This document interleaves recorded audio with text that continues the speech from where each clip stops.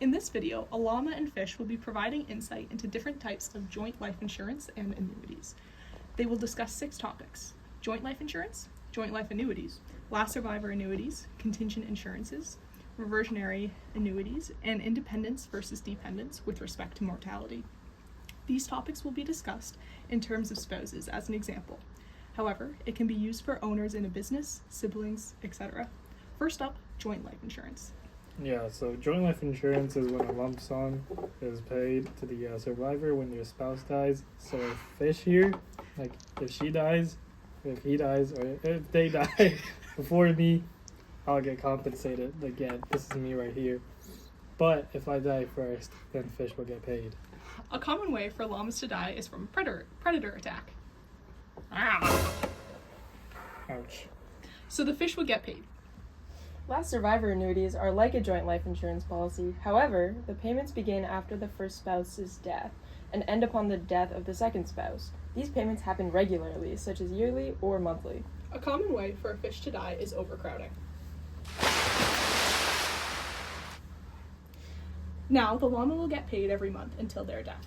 Another common way for a llama to die is from birthing complications. Ah! Now, the monthly annuity stops.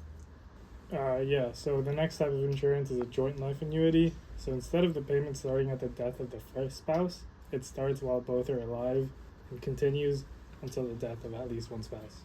Currently, the happy couple is getting paid yearly. They are currently wondering what dinosaurs would be doing if they were still roaming about.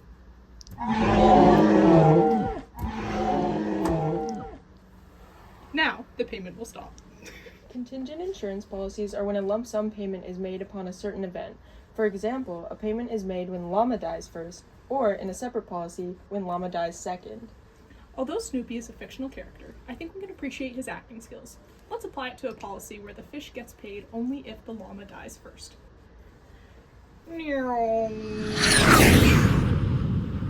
In this situation, no one would get paid since fish died first, and the policy would end.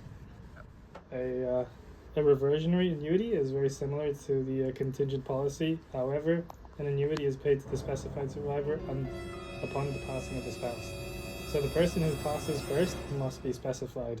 The payments end when the survivor passes. Currently, we have a reversionary annuity where if the fish dies first, I get paid every 6 months.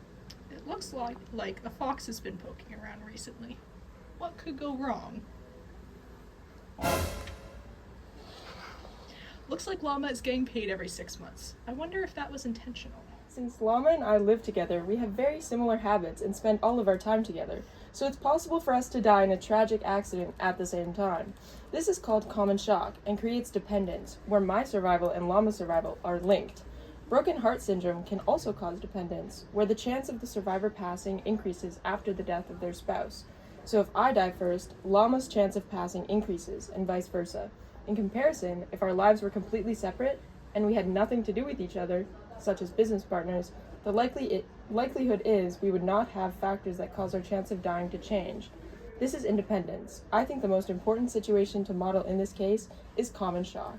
Let's observe the llama and the fish hanging out together. Since they spend all of their time together, the wild sock was able to plan an attack on both of them.